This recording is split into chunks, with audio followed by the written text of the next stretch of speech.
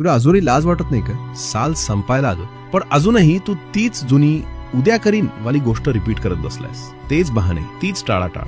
जानेवारी ते नोव्हेंबर संपूर्ण वर्ष निघून गेलं आणि तुझ्या हातात काय आलं? काहीच नाही. स्वप्न मात्र मोठीच. लॅम्बोर्गिनी, मोठं घर, आईबाबांना सुख द्यायचं, महागडे टूर्स. पण वास्तव शून्य काम. थोडा विचार कर. हे उद्या करीन, उद्या सुरू करीन, याच उद्यानं तुझं संपूर्ण आयुष्य उद्ध्वस्त होऊ शकतं.